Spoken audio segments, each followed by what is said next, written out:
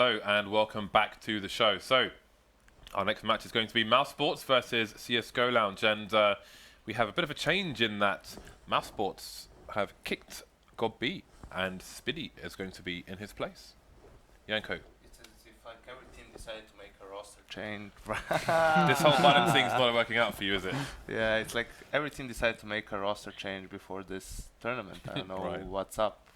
But we'll have to see how it pans out for Mousesports. I heard that they're going to use Capio as their in-game leader, who was their coach before this. So not really sure, if that's a good decision. It's certainly going to need some time for it to be effective. But yeah, I guess we'll have to wait and see. So, I know on HLTV or wherever it said that GOB was the captain. Captain's not necessarily always the in-game leader. But obviously we knew he was. I don't know if he was up to the end of his tenure there, or if someone else was. I would assume so, but they've brought in. If they had a plan to actually make Capio their in-game leader for the future, then it doesn't really matter. In any case, if he's going to take over the reins going into the new year, it's going to be interesting to see how it pans out. Though I think this might give a result similar to what we saw with Cloud9, a team that might have lost their identity. We know that the in-game leading style of GOB was a lot more strict than a lot of other European teams kind of roll with. So I'm curious to see how Mousesports are going to deal with it. I would say that they do have a lot more explosive firepower than Cloud9's team does at this point, especially with the guys like NiKo and chrisJ, who could pretty much win a game single-handedly if they are on point. So what about CSGO Lounge? Are we familiar with them at all? Anyone? Well, yeah, it's what used to be the second best team in Poland until Vext made their arrival really onto the scene.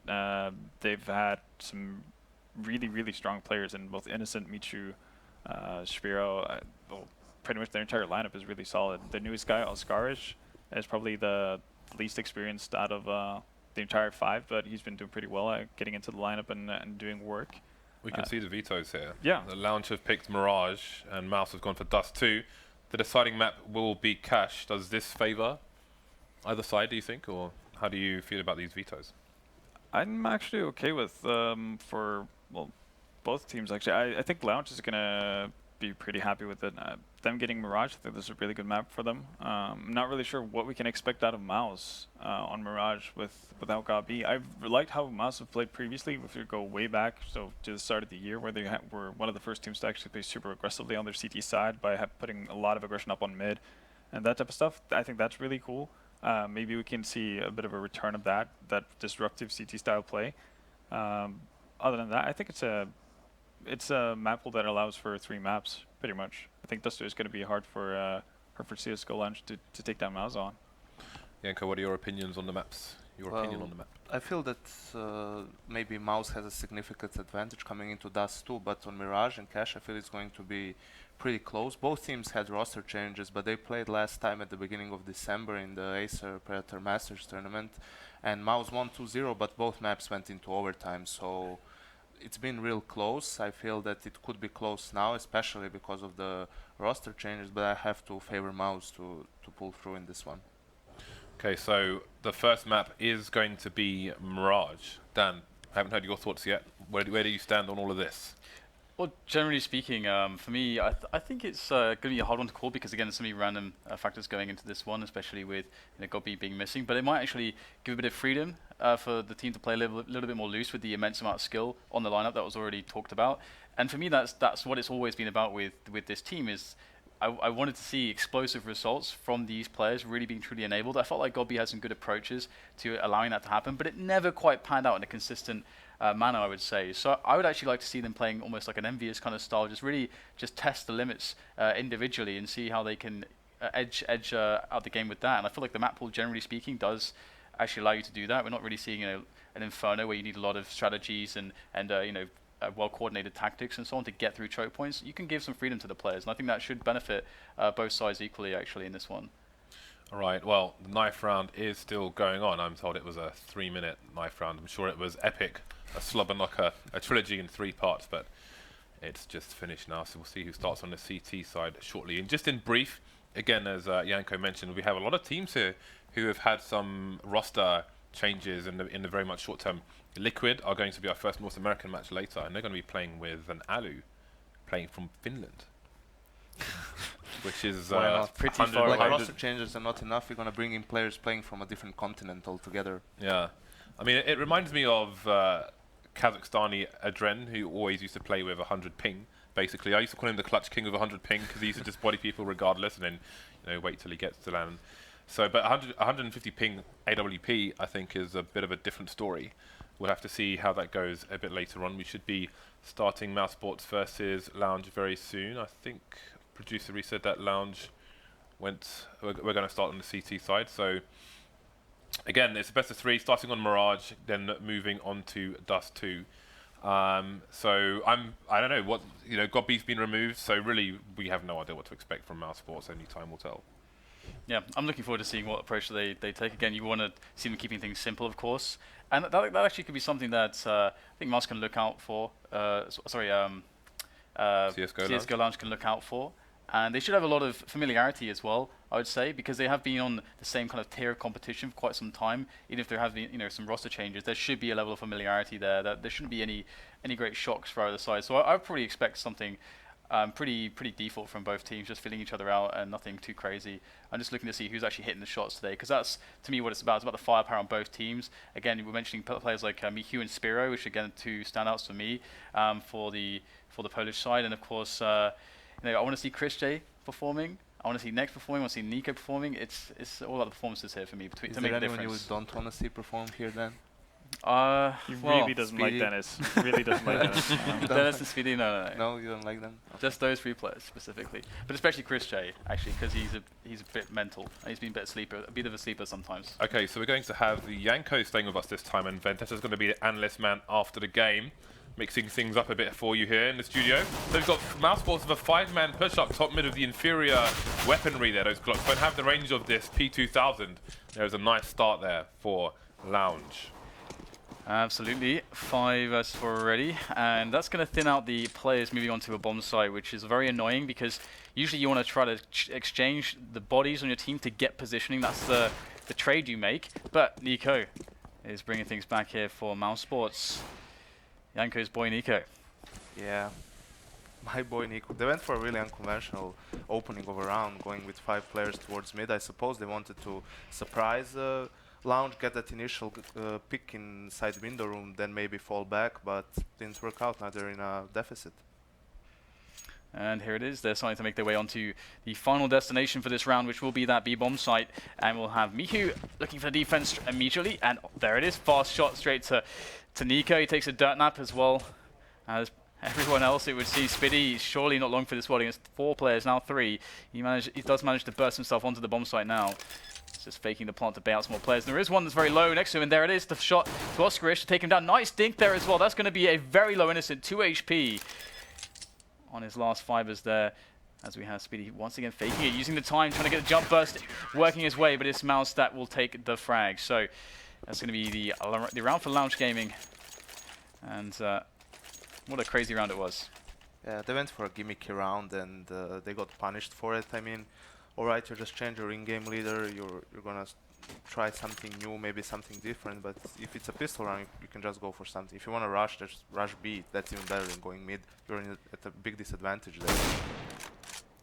Okay, well, it's the force spy shenanigans time for Mouse Sports, and already we're going to see a dink onto, or sorry, not a dink, but a connection from the scout onto Lounge here, and it's going to make life a little bit more complicated. Mouse Sports looking quite spread out at the moment. The bomb over towards B, 3 players towards the A bomb site to get the fake going, but they got to sell it by making some frags. Big investment in players, and they get nothing from it.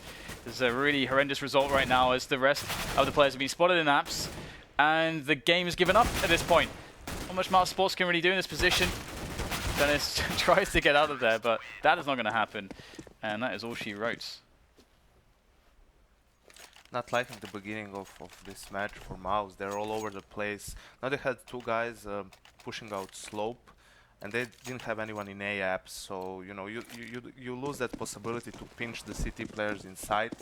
1 player was constantly in B apps. In the end, we saw him get picked out, so I really expect more from them coming into this in further this half. Yeah, it's just about cleaning up the eco now. But it's a good economic start for Lounge Gaming. to get a clean sweep in this one, which will be the boon, or a boon to their money. Now we'll have to see how much damage Mous Sports can get done here with the likes of chrisJ next to NiKo, the stars, 3-star players. Big performance for Mous Sports. So if you are confused at home, Jeroman is indeed SZPERO. Apparently it's a name he also uses for whatever reason, so try and avoid any confusion here. 2 CTs over towards the A site at the moment, where there is a lurker in the Palace area. The bomb's been spotted top mid and taken down by SZPERO with the AWP. Being collected by Nex, as you can see there, and we'll see if there's any aggression from Lounge on the short area. They have 2 people there, but they're rotating one now towards the CPL position. Mouse going down on the site. And, still a man advantage for the CTs. Mous Sports in control of the connector area, but they no longer have a lurker on either sites. Yeah, this is a pretty rough situation. Mous Sports quite weak with the remaining 3 players, but they managed to make their way up short at the moment. And we'll have 1 player there for Lounge. Actually, now a second one making his way from shop. It's MICHU who's on the apartment side. He'll be smoking apartments off to give himself a little bit of safety.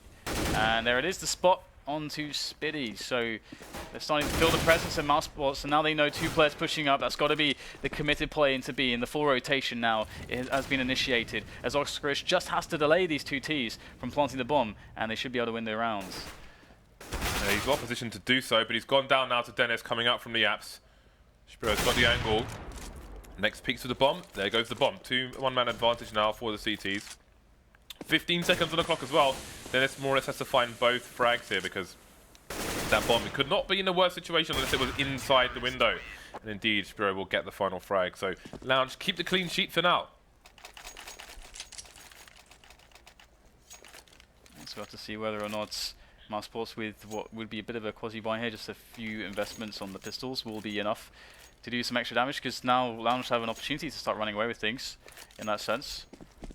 You can see in the previous round that if you're not coordinated enough, well enough, and you go for that mid control like Mous tried, and the CT team has an AWPer. I mean, has an AWP and an AWPer who actually did really well.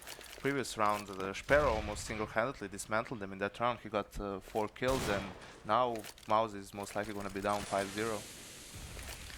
Does look that way.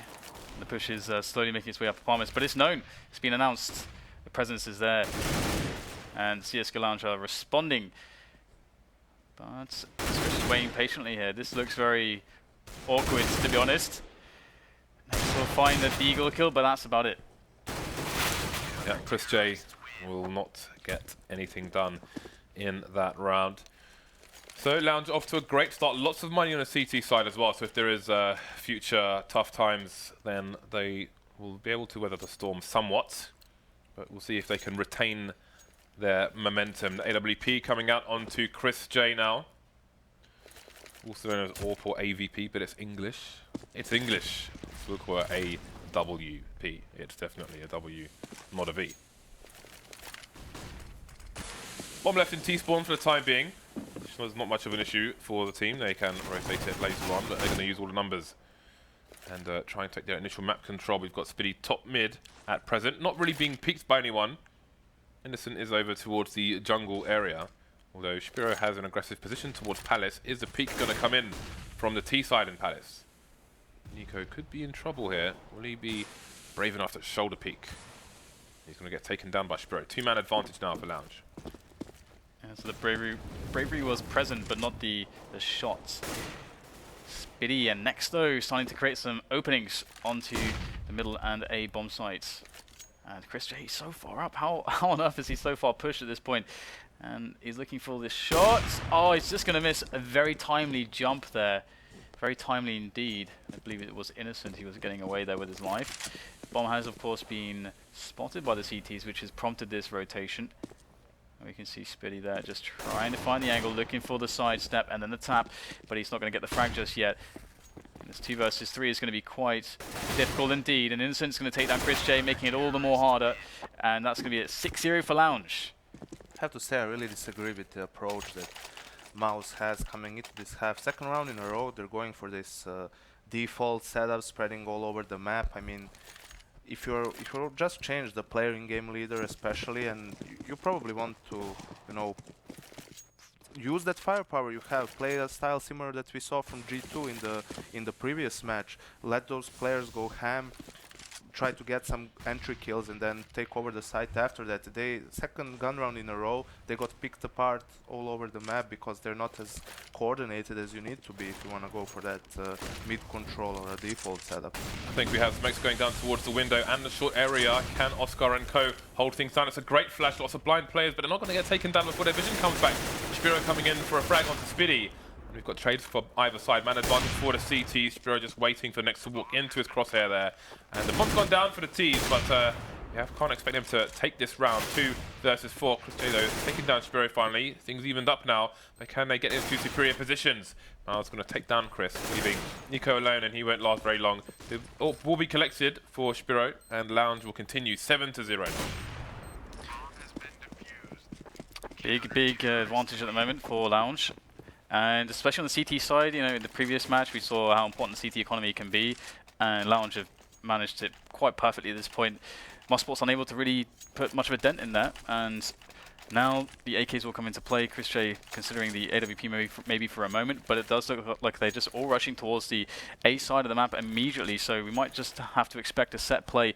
However, the push from Mouse could be quite painful here for Lounge, and indeed actually it's going to be Mous Sports to pick up the frag. This should really help them on this set play. Yeah, they're positioned in a way where we once or twice saw NIP throw double nades over the top on the CT side, but not something you really see in today's Counter-Strike. Great headshot there by Innocent, looking for a second one, he'll find it. Traded finally by the C's, leaving in a 3 versus 3. Lounge are out of position now, the remaining players towards the A side. Smoked off from connected for jungle with one player coming in from short. So Mous Sports have a good opportunity to get the bomb down and take the CT area as well, which will be important going forward. Absolutely. SZPERO there with a shot on chrisJ, just putting it down to NiKo now for Mous Sports to pick up their first round on the board. And oncoming 2 players. Fire there, it's going to push him out of position. He's going to get the first frag, but surely will burn alive. There's no way out alive in that situation. Burnt to a crispy NiKo. And SZPERO will get the defuse. And another round won by Lounge. Even though they lost 4 players, they can take the hit. Yeah, those 2 headshots from Innocent made the difference, that he had the time to get the second kill as well. NiKo realized and pushed taps immediately to trade with him. And if Mouse had that 1 extra player inside for the retake, it would have made all the difference, but unfortunately they got picked off again. A couple of crucial kills by SZPERO in the retake, and Lounge is up 8-0. Well, can Mous Sports get their first round on the board here? They are concentrating the forces towards the B area with currently a lurker position in NiKo, just waiting for some aggression from Lounge. There will be no such aggression. So what will the play be here from Mous Sports? We've got the nades coming in again towards the site, towards the window, trying to cut off any crossfire from the CTs here. Oscar is not going to have the counter flash this time. He's positioned well though. Spiidi goes down, so does Next. No frags yet for Mous Sports. It's looking pretty painful here indeed for Mous Sports once again, but can they make it happen? Looks like NiKo's getting it done with a fast triple out of the gates, and now it's going to be just on Mouz. He's in there with the rotation around shorts, and he's got full HP, a couple flashbangs, a kit, so he can take his time and look for the first player. And he will spot one, and his position's given up. Can he make this happen? He's got a bit of a window here as the plant goes down by chrisJ. He knows he's going to peek from that position. chrisJ gets eliminated immediately, and now the second frag as well going Lounge's way. Mouz is going to clutch it, and wow, it's definitely should have gone Mous Sports' way. You got to think there. They must have had quite the advantage in that 2 versus 1. I mean, that was a misplay from chrisJ right at the end.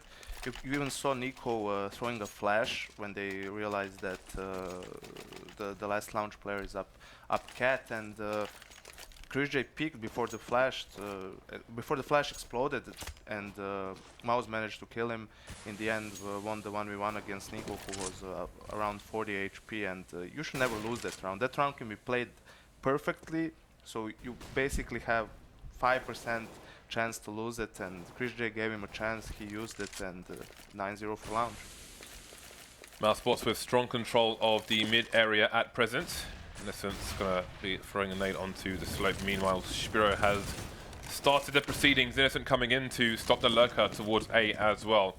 What will the read from Lounge be? They meant not needed read because they're finding all the frags here. Chris has gone down as well. So 5 versus 2 as the last 2 players try to move into ladder room and short. Yeah, very fast round indeed. Just Spiidi left. And Mousesports have been blown to smithereens by the defensive strength of Lounge Game in this Polish side. Maybe looking to challenge Vexed again for that position as second best Polish team behind FACEIT, of course. And Spiidi, he's going to find himself the plant with 3 HP and 2 oncoming players. He is not long for this world, but at least he got a bomb down. It's going to be $4,200 for the team. But, well, still yet to claim a round on Mousesports. This is the 3rd time Mouse goes for the same thing, mid-control, default round. This is the first time that they actually got to plant the bomb, but they haven't been even close to winning an actual round. Now, I would agree that this is the way to go if you're actually a team who coordinated enough and you're just losing a round. They need to realize that right now they cannot win a round this way. They need to just try and do more simple stuff and rely on those entry kills, because you see, I mean, again, they're going for a pretty similar setup, and I don't see it ending any other way than it was so far. Or perhaps NiKo, with that entry frag, as you said, relying on some of these entries that these powerful players can provide could be salvation. But as you mentioned, it is looking like it's developing pretty similarly to the previous round. Let's see if they have a different result. Moving up short with 2 lurkers in B apps. This looks very good for Mousesports. They've got 4 players coming into the sites. chrisJ and Denis taking some damage though, but Lounge are so out of position that surely this is going to be too hard for them. The smoke's coming in. It isn't going to push through, get shot straight in the face. 4 versus 2, and we should see Mousesports make their way onto the scoreboard. Lounge though don't have much to lose here apart from giving an AWP to Mousesports. Other than that, they have the money to try and do as much damage as possible to Mousesports, which will be important for the long game in the last third of this first half. 4 players still on the side, just not engaging, not just holding angles, and Lounge may just wait for the exits. A bit of baiting onto SZPERO there. We'll see if he gets punished for it later on. chrisJ taking down Mouz, and there we go. SZPERO taking 1 down, but how many more can he find for his team? I think that will be it. So Mousesports with 3 players surviving finally get their first round on the board, but it's 1-10. Of course, as soon as I say they're not going to win a round, they win a round. So, I mean, I had to give some room for Mouz there to still remain competitive. And again, this was just because NiKo got the 2 entry kills and opened up the side for them. They got the trade on Oscar, who was the lone player on B, and after that it was a pretty straightforward situation. But this is a really important round for Mouz not to get their economy reset here. Yeah, we got Mouz looking to defend this area more or less by himself in the immediate parts of the round, as we have Mousesports looking to get themselves onto an A setup with their offense. And in they slowly creep. They're looking to go for a contact play. It looks like that's the case. Just walking in there, now running. So the game's being given away. And Mouz is going to hear it. He's going to throw the counter grenades. If he can get some counter grenades from his teammates, he might be able to peek out and make a frag. It's actually Innocent to open things up. Mousesports really struggling to get forward positions. And with a round panning out like this, you don't like their chances, as SZPERO is going to start taking frags as well. And Mousesports have nothing but next left. And that's going to be that closed out. That was another very flat round. I mean, look how slow they were coming out of A slope. They even couldn't get past the Tetris box. There's no one there to go first to say, okay, I'll die, but I'll buy enough time for you guys to also be behind me to get the trade kill. Everyone was just shoulder peeking, trying to get the duel. The counter flashes destroyed them, and in the end it was, as you said, another clean round for Lounge, and forces Mouz on an easy. Well, Spiidi has a flashbang. Next, and Denis support from Kevlar. There's a helmet there, hero there. SZPERO's got to be careful there. Can't go to the one too many times. Doesn't need to risk himself too much. If he gets taken down peeking the window, the AWP could even fall into mid, so he's got to be very careful about it. Just trying to keep an eye on short. There is a boost coming into CPL, so he's going to be close to that 5-7. Trying to take down one of these players in mid, and he's going to take down Denis as he just shows his head. The Jack in the Box has been punished, and there's just more jumping going on. What is this? Super Mario Brothers, but with guns! It's actually really smart by SZPERO not to try to AWP there. I think a lot of players would actually try to use the AWP in that position, but he's going to get an ace by just running and gunning with the 5-7. And that's really smart, actually, although it's quite risky, and somehow he didn't die, but still. I mean, that just looked ridiculous. It really did. He's got 24 kills in 13 rounds. I mean, he's been the player for Lounge Gang in this map so far. I mean, it's looking pretty grim for Mouz, not just because of the result, but because of the way they've been losing. Big push up mid here from CSGL Lounge as well, and they'll go for 2 for 1. And there's more players where that came from. Mous is there to try to claim the last frag, and he might just do it with a nade. Not quite. NiKo will escape with 20 points of health as the rest of his team make their way up apartments to try to create an opening onto a bomb site, and then maybe they can find a way to win the round. But Oscarish is there to ruin their day. Not going to happen just yet though. 3 versus 3 now on the bomb plant. Yeah, the 3 CTs on a long rotation. Bomb goes down, so at least very worst. There's a bonus for these Ts going into the last round, but chrisJ and NiKo are very heavily tagged. SZPERO charging in with the AWP. All the Mous Sports players are spread out in the nooks and the crannies. They will need to be seeked by these players. There is a nade and a Molotov onto the CTs, but at first they need to identify where everyone is. Time's running out now. There's only one more player to find in Denis. He's by the van. He's going to get sprayed down. And a defuse should just about come in for MICHU. Indeed it will. 13 to 1. Oscarish almost lost the round for his team. They were in they had the numbers advantage. They were 4v3. They probably also knew that one of the Mouse players was low, and we talked about it yesterday as well. He was the lone player on B, and he was in an all-in position. Granted, the jump through the window before someone actually picking him on the left side is gonna rarely happen, but you saw it happen just now, and it almost lost them the round. And here it is. Now this time Mous Sports want to try the A play again. It's been very, very poor for them in the previous rounds. And as noted, they couldn't get past Tetris. Will this time be any different? Can they get any further? Can they make it into new territory, into the bomb site? Looks like so far they're being denied. And once again, they just can't push forwards. It's going to be Denis finally making a frag, making an effort onto the site, but he's quickly removed. It's now chrisJ up from middle, up from connector on the flank. And he's the only man left, and it's too transparent, that play. Lounge with 14 rounds, Mous Sports with 1. Apparently losing God B is really still hurting quite a lot. It's not like they lost God B, it's not like they lost, you know, all control of their hands then, as almost. Yeah. You know, they can't make anything go their way, basically, and I don't know, I'm really disappointed in their performance so far. Let's see if they need some kind of a momentum, if not in, you know, for this map. If they can't win this map, then so they can get rolling in the second map and maybe come back into this matchup. Lounge looking to end this quickly with 5 men, 4 of which have armor. Innocent with a flash and a Molotov starting to come out now. See that Molly goes down towards the van. Mous taking down Spiidi.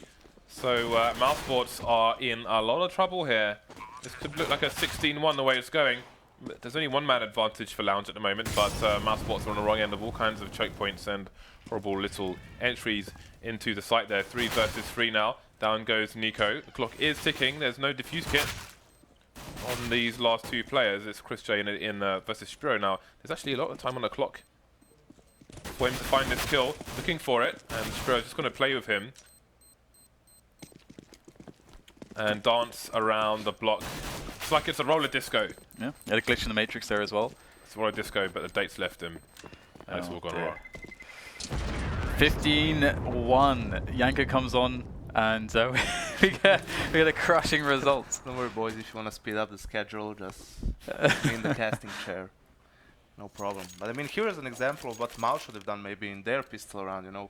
Go all together, pretty simple strat, have only a couple of flashes and a Molotov. Go as a unit, try to get those close range duels with the Glock where it really can have an advantage over the USP. Well, the end is surely nigh. 1 scout versus Poland, basically. And WME is coming in. So, there are 3 players left for Mous Sports here. And I'm not sure what else to say there. What else there is to say at this point. 15-1. Mous Sports on the force buy with man disadvantage. Lounge just holding a square around the bomb, and it's being collected. It seems they will head over towards B. Yeah, here we go. Lounge looking to finish this one off. Big advantage. And the end is nigh for Mous Sports. Unless next comes out with something quite ridiculous. But it would feel there's only it would still just be delaying the inevitable. And there it is. 5-7 in play. and bit of an anticlimax there. Next gets nothing done. And here comes the rest of Mous Sports. First frag for Denis, and he makes a second one as well. That's pretty fantastic stuff. Looking at a third, and all of a sudden, Launcher a little bit worried, but that's going to be that 16-1, first 16-1 that we've seen. What on earth was that? I mean, nothing was going the way of Mous Sports there. Vendetta. What to say? Kicking game leader become clueless. Like that was just ridiculous. And Janko pointed out several times. I think it's okay for the Mous Sports to actually go out into defaults because clearly they had no other ideas as to what to do. But you have to have something. I don't understand how you can play in a structured team for so long and then just instantly become clueless as to what's going on around you for that long. And well, it doesn't really hurt the fact that SZPERO had an amazing game and basically controlled whatever Mous Sports wanted to do. So Mous Sports, even trying to do something from their default, were just shut down pretty much immediately. And I mean, as regarding Godby's leading style, because there are different types of leaders, right? Because Happy, for example, is more known for just giving very free, or rather has a lot of freedom emphasized in the takes of how he calls the rounds. So, and he himself can emphasize his own individual skill, which if Happy's out of the equation, it's pretty easy for those players to then basically kind of feel it out and do the similar style. But if you have Godby, because it seemed like he had a very regimented style of calling, a bit more like you'd have an existence or so on. What do you think is the impact there? Because the leader's been removed, but if it's like for example with Cloud9, where you've got a really firm presence like Godby, like Jong, I feel like it's almost expected to see a difference like that immediately. Yeah, no, it's definitely going to leave a mark on you because you do. I wouldn't be surprised if the players feel somewhat lost as to what they want to do because they've always had this, I guess, voice in their head constantly when playing, telling them what the next step of your plan to the final goal is going to be at any given time. But still, it's really surprising to see Mous Sports coming out that flat because it's not like the guys have stopped playing, pugs or gathers or mixes or just anything at all. They still know how to play Counter-Strike, so you should be able to adapt at least to a certain extent and not just get steamrolled like they just did. Because it's almost as if they can't use their skill, which is crazy because we know how skilled next NiKo and chrisJ. Yeah, and you would imagine once you go away from that regimented style that would allow them to do what they feel like they can go into their own. Let's say NiKo loves going apps on Mirage, A apps, and that if he doesn't have anyone to control him, he can do that pretty much every round if he wants to, because who's actually going to say no? Like, who's going to hold him back? But no, it just didn't seem like Mous Sports had any sort of direction as to what they wanted to do, and it was maybe a tiny bit too free-flowing to the point where they didn't have any sort of in-game plan. Well, the next map is going to be Dust 2, so we'll see if they can mount a stronger offense on that one. We'll be back in a few minutes with the second map, so stay tuned and we'll see you back here soon.